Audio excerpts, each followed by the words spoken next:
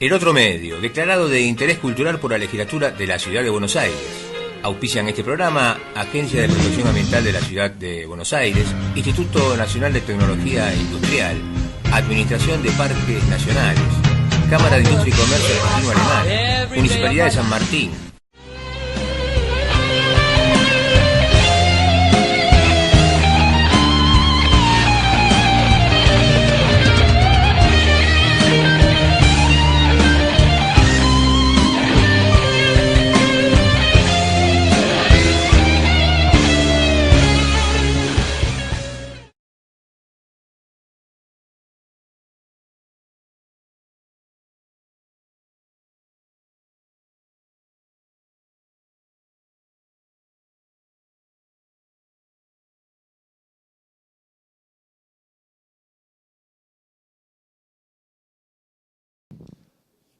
Amigas y amigos, en esta parte ya final de esta segunda parte del video global, que estamos hablando sobre la Antártida, estamos conversando con el doctor Walter McCormack, que él coordina un área que a su vez también tiene distintos departamentos. El área es de Ciencias de la Vida, y dentro de Ciencias de la Vida están las subáreas o departamentos de microbiología ambiental, ecofisiología, ecotoxicología, ecosistemas marinos, grandes depredadores o depredadores topes, y también psicología humana. Depredadores topes, ¿no? Estos son los más grandes, los más grandes. Ellos no tienen sobre ellos quien los depredan. Exacto, sí. ¿Y cómo hacemos si se superpoblan, hay una superpoblación de estos depredadores topes? ¿Cómo hacemos? En ese sentido es difícil que esto ocurra, porque la vida tiene sus procesos de autorregulación, que son muy concretos y muy eficaces. Estos grandes predadores no tienen a su vez predadores, pero dependen de la existencia de las poblaciones de sus presas para poder subsistir. Y justamente si existiese hipotéticamente una superpoblación de alguno de estos predadores tope, rápidamente la población de sus presas empezaría a escasear, con lo cual claramente va a llegar un momento en donde ese exceso de predadores tope no tendría capacidad de obtener suficiente cantidad de alimento o de energía, y ese sistema claramente se va a autorregular. Es por eso que biológicamente las cadenas tróficas tienen esa estructura en pirámide que uno siempre estudió y habla, en donde una enorme cantidad de los productores primarios sostienen a los primeros predadores que predan sobre esos productores y así sucesivamente, y solo un pequeño número de predadores tope son aceptados en un sistema ecológico en equilibrio. Eso es válido para cualquier sistema biológico, incluidos los ecosistemas antárticos. Interesante para mi pregunta y mi preocupación, ¿verdad? Pero otra de las partes que coordina, ¿no?, que tiene que ver con esto de los ecosistemas marinos, dentro de la Antártida, que están dentro del continente, costero, submarino. Bueno, digamos, los ecosistemas marinos antárticos abarcan tanto áreas costeras como aguas abiertas más oceánicas. Es importante decir que cada una de esas subáreas dentro de lo que son los ecosistemas marinos tiene sus propias características y sus propias problemáticas. O sea, no es lo mismo el sistema ecológico sostenido dentro de una pequeña caleta interna, protegida de las grandes corrientes oceánicas, etcétera, que un ecosistema de aguas abiertas, e incluso dentro de lo que uno puede llamar aguas abiertas no es lo mismo una zona de profundidades bajas o medias a el ecosistema imperante a grandes profundidades. De manera que cuando uno habla de ecosistemas marinos, en realidad está abarcando un montón de diferentes sistemas biológicos con características diferentes. Digamos, los estudios pueden enfocarse a cada uno de esos diferentes lugares que tienen sus diferentes poblaciones de productores, de consumidores y evidentemente también de predadores tope. Así que ahí tenemos la característica fundamental. Distinta fauna, distinta flora, distintos habitantes, por decirlo de esa forma. Diferentes componentes biológicos de cada uno de esos ecosistemas. Bien, bien. Ahora, esto que es nuevo para mí, la psicología humana, ¿cómo se inyecta, cómo se engarza, cómo se relaciona dentro de ciencias de la vida? Claro, es muy particular porque el Instituto Antártico como institución tiene como objeto de trabajo de todas las líneas, de todos sus investigadores, el continente antártico, que como todos sabemos es un lugar muy particular, en donde uno no puede acceder fácilmente, no puede acceder frecuentemente, y por ende, cuando va a campo a trabajar, va no por un día o dos, sino que va por meses e incluso en algunos casos por un año o más. Eso genera toda una problemática que va más allá de las ciencias biológicas básicas, va a la biología humana y a la psicología. Entonces, dentro de la coordinación existe un grupo que enfoca la problemática de el comportamiento y las reacciones que estos seres humanos que vamos a la Antártida podemos tener, que yo siendo lego en la materia puedo afirmar que son muy complejas y muy sorprendentes, que los seres humanos cuando estamos en esas situaciones de confinamiento, alejado de los afectos, por un lado muy solos, pero por otro muy superpoblados en un pequeño sitio como es una base con 80 o 90 personas diferentes en carácter, en formación, en opiniones. Bueno, se generan un montón de situaciones que es bueno conocer y estudiar y en muchos casos previamente tratar de predecir para una mejor convivencia de todos esos científicos, técnicos y logísticos que nos toca trabajar en ese lugar tan confinado y tan particular. Esa es la razón por la cual hay un departamento de psicología que quizás suena muy raro en muchos otros institutos de investigación que no necesitan ir a campo a un lugar tan particular como es la Antártida. Sí, obviamente. Mientras usted hablaba, doctor, yo pensaba no solamente la adaptación a ese medio chiquito, ¿no?, como es una base, pero también los conflictos que pueden surgir, desde a veces pequeñeces, que luego son mal interpretados. Eso es lo que se trabaja previamente para saber qué forma de adaptación están de las personas que van a la Antártida y qué forma de prevenir esos posibles conflictos. Sí, exacto. O sea, cuando yo te digo que es muy particular, es justamente eso. A uno a veces se sorprende de cuáles son las causas que a veces generan grandes problemas y conflictos entre personas. Y detalles que acá pasarían casi desapercibidos o no generarían ningún tipo de roce más allá de un comentario, allá se pueden tornar en problemas realmente importantes. Uno está muy sensible, muy susceptible y bueno, y algunas personas son mucho más propensas que otras a esos problemas porque no manejan de la misma manera sus reacciones, sus sentimientos y su tolerancia. De manera que justamente esos son los focos que este departamento tiene y tanto desde el punto de vista de la investigación para sacar conclusiones a campo acerca de esto, como para previamente charlar con la gente, entrevistarla y tratar de definir y predecir una posible, un posible conflicto antes de que esto ocurra. Realmente complicado, porque así como en el continente tenemos muchos conflictos, a veces porque me encerraste con el auto ya abajo y quiero romperte el parabrisas y la cabeza, imaginémonos allá a ¿cuántos kilómetros? Depende de la base, pero bueno, la mayor parte de las bases de nuestro país en la Antártida están en la península antártica, así que estamos más o menos entre 3.000 y 3.500 kilómetros del continente. Y no es tanto cuán lejos estén, porque todavía estamos bastante lejos del Polo Sur aún, a pesar de que estamos en Antártida, sino cuán aislados.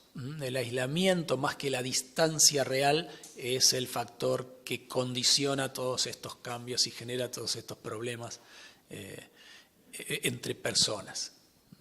Sí, yo me imagino aquel que está privado de la libertad cumpliendo una condena, y en este caso no están cumpliendo ninguna condena, están trabajando, pero el síntoma es ese, ¿no? El aislamiento, cada uno su trabajo, comparten los momentos de goce, de almuerzo, de cena, de esparcimiento, pero van a trabajar y están en esas condiciones climáticas, a veces adversas, sin poder salir porque tapado de hielo.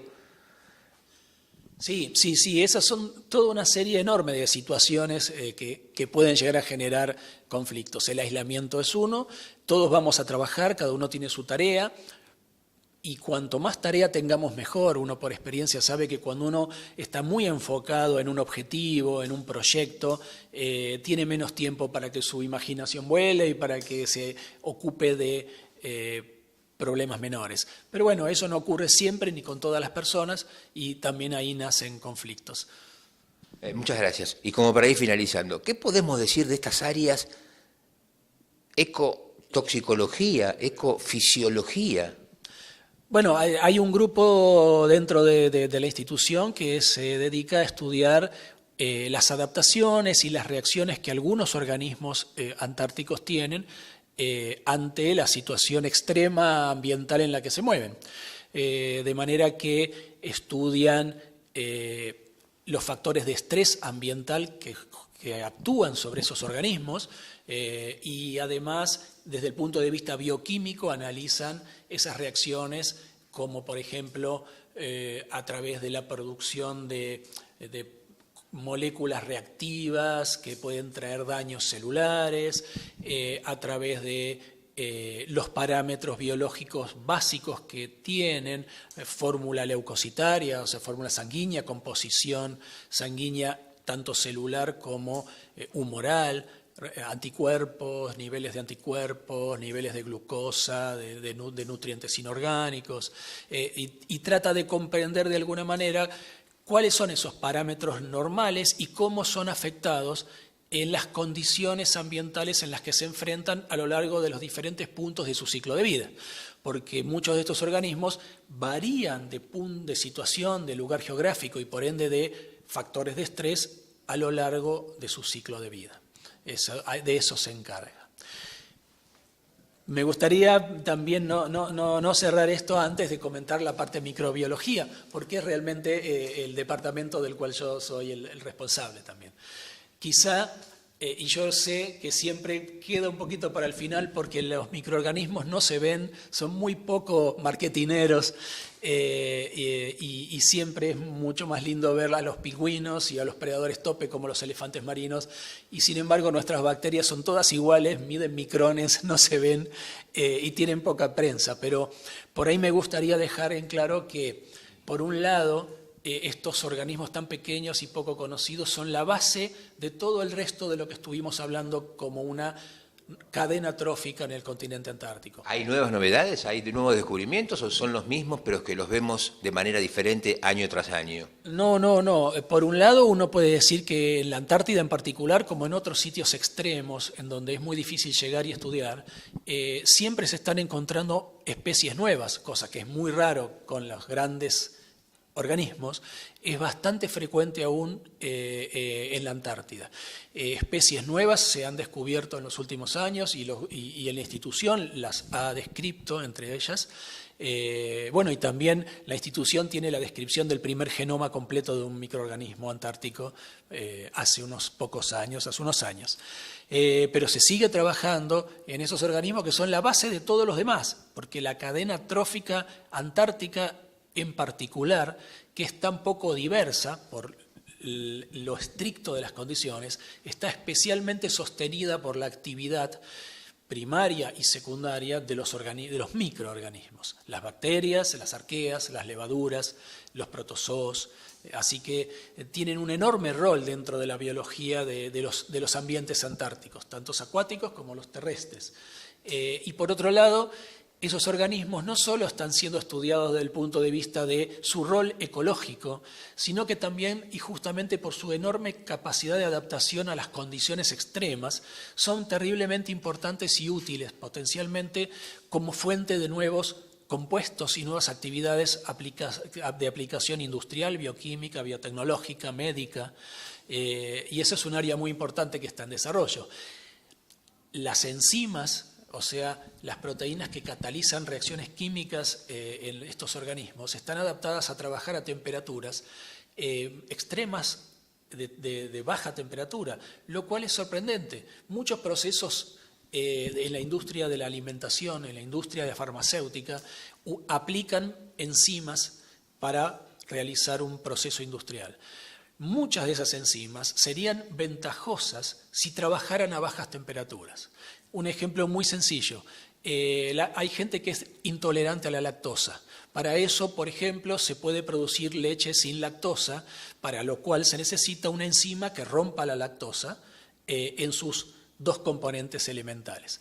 Las enzimas que hacen esto industrialmente requieren una temperatura elevada, ¿sí? Con el consiguiente gasto de energía enorme a nivel industrial. Si uno aplicara, y ya está casi aplicado, una enzima proveniente de una bacteria antártica que degrade la lactosa a 10 grados y no a 60, estaríamos ahorrando una enorme cantidad de energía y eventualmente obteniendo un producto más económico que el que teníamos antes y un proceso más eficiente. Así hay muchos ejemplos posibles de la aplicación de los productos de los organismos antárticos en este caso y extremófilos en general a muchos otros campos de la industria y de la medicina.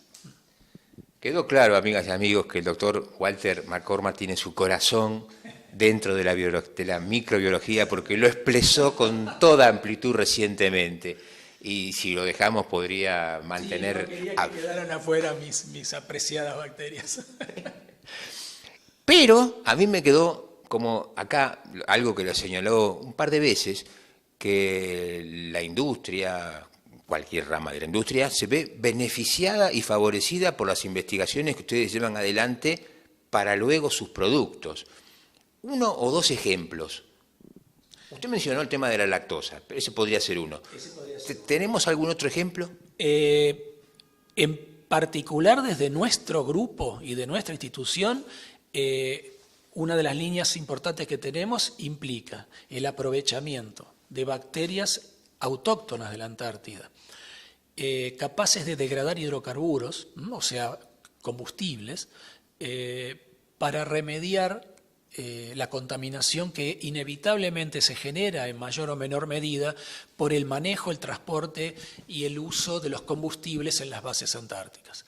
O sea que tenemos bastante avanzados diseños de procesos de bioremediación, se llaman, que lo que hacen es aprovechar la actividad biológica y la capacidad de degradar hidrocarburos de ciertos organismos antárticos para reducir el contenido de esos contaminantes de los suelos de Antártida. Ese sería un ejemplo. La bioremediación se aplica en todo el mundo, pero en la Antártida no se puede usar, por varias razones, organismos de otro lado. Por un lado porque no pueden crecer a 0 grados, a 2 grados, esos organismos que uno puede traer del continente o de Europa, donde sea, por un lado no podrían jamás crecer. Y por otro, el Tratado Antártico impide absolutamente la introducción de organismos externos a la Antártida, con lo cual necesitamos el uso de esos organismos autóctonos. Otro ejemplo, ya no nuestro, pero sí a nivel mundial, es que actualmente en el mercado existen cremas cosmetológicas basadas en un compuesto producido por una bacteria antártica para el tratamiento de las arrugas y tratamientos anti-age. O sea, en la cosmética se usa y se aplica hoy un compuesto que es una glicoproteína obtenida de un organismo antártico y a nivel industrial patentada y aplicada en ese tipo de producto. Excelente, maravilloso, al menos para mí, esperemos que para los oyentes y videntes también. Gracias, doctor Walter McCormack. Al contrario, muchas gracias a ustedes por la entrevista y ojalá haya podido aportar un pequeño grano al conocimiento de este mundo tan particular que es el continente antártico. Espero que sí. Gracias por acompañarnos, amigos y amigos. El municipio de San Martín pone en marcha un nuevo sistema de estacionamiento medido por mensaje de texto. Ahora, desde tu celular podés activar el estacionamiento con un SMS o también podés comprar crédito en un comercio adherido. Este nuevo sistema ordena el tránsito en las zonas céntricas y mejora la seguridad vial. Para conocer más acerca del nuevo estacionamiento medido, ingresá en www.sanmartin.gov.ar. Sigamos cambiando San Martín, nuestro lugar. Amigas y amigos, para anunciar en el otro medio, llame al 15 61 17 25 82 o por correo electrónico a comercialelotromedio@yahoo.com.ar.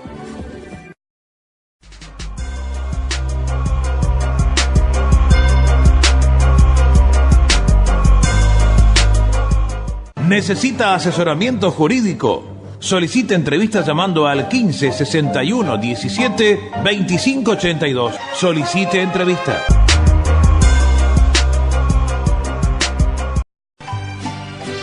Y nos dieron las 10 y las 11, las 12 y la 1 y las 2. amigas y amigos, cerramos el otro medio. Pasa y todo queda. Y nada más.